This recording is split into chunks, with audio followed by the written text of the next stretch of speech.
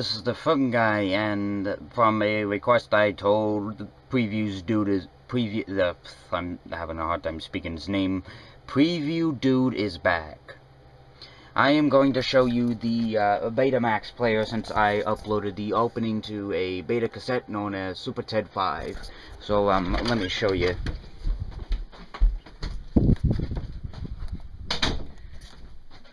So this is the machine right here. Yeah, they're very big for a beta player, but this is what was popular back in the 80s. Obviously, as you can tell, this is a top loader, and the tapes go in here. From what I'm told, that there actually was a side loader, but those were expensive back then. But anyways, the things on here are the main functions of an ordinary VCR, the tape speed, depending on what you want to record. There's beta 2 and beta 3, and then here's this little device right here that I think that was sort of the improvise for before the cable box was invented. But the thing has a manual tracking on here because automatic wasn't invented at the time. And I'll explain the machine later on, but basically it's the top loader. As you can tell for the cracks here, this beta tape here got stuck inside the system. The beta tape sort of got stuck in the system, and I ended up breaking the thing into two in order to get the tape out. But this is actually pretty old, and this thing has been with my my Nana and Pa for a long time. Like they're like my Pa's dad or something like that, but I don't know. But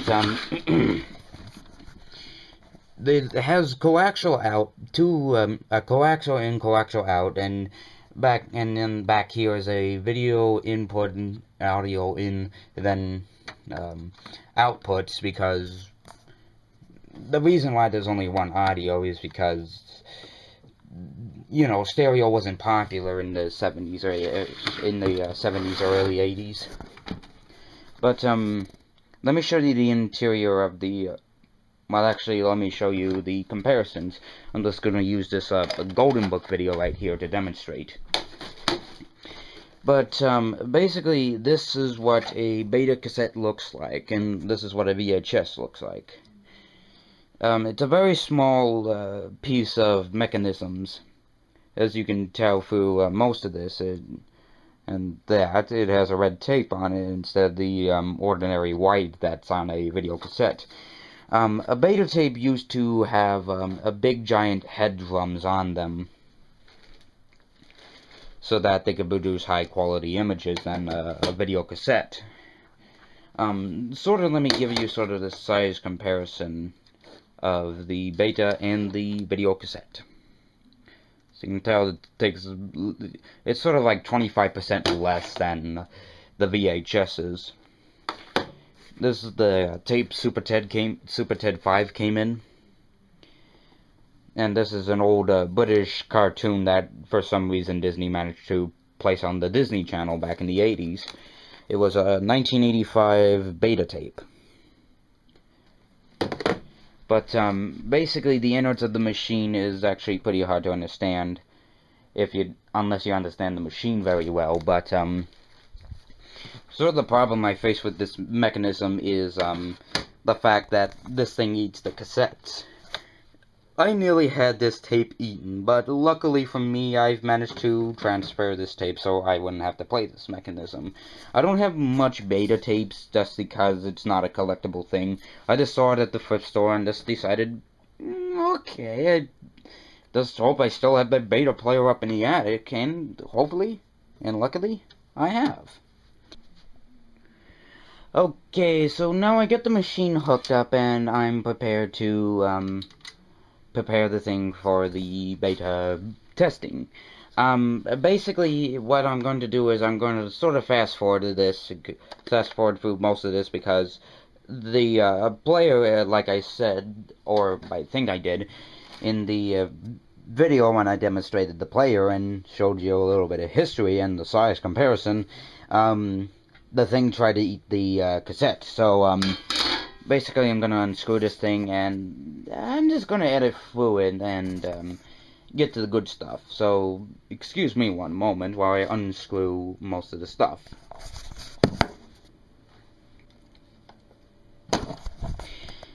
And like I said, the player tried to nearly eat this thing, so I'm just gonna be cautious on how I play the tape. So I'm just gonna skip ahead and just get it inside the player.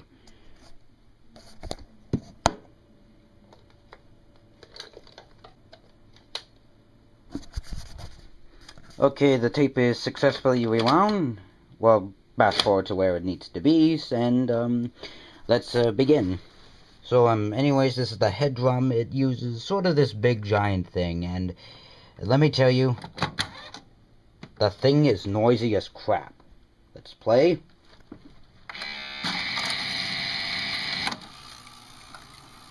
There's the wheel.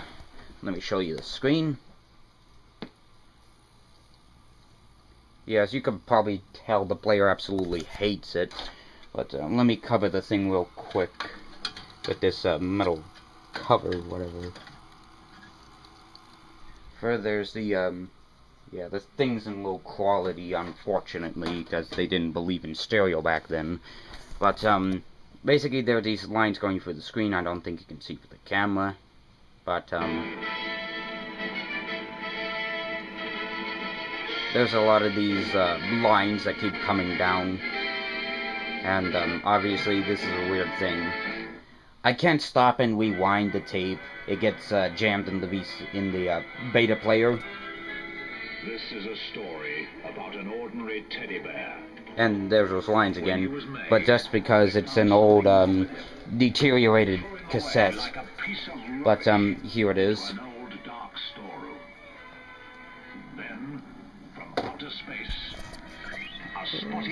This looks like a good place to stop, but no, I'll try to cut to like the good things, like, well, actually you can see it in the closing that the tape is absolutely terrible, and basically you can mess with the manual track. Just watch the screen.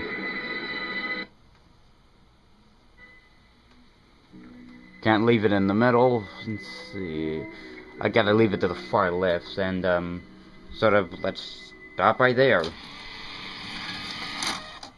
And like I said, the tape gets jammed in the and its tape sort of gets stuck in between the cables and stuck in the VCR. So let me cut to another time dissolve. Well, actually, forget the time dissolve, because I've already got the cassette out.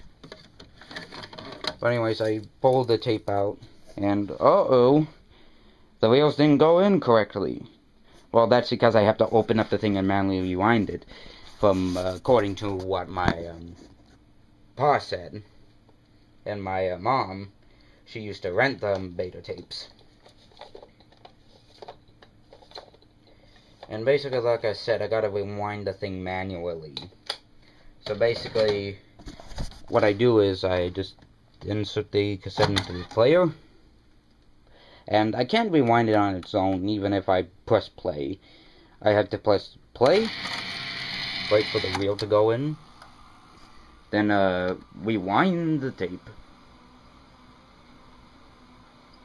until I get to the part where where those bad wheels come in, which is about now that it starts to get caught in the VCR.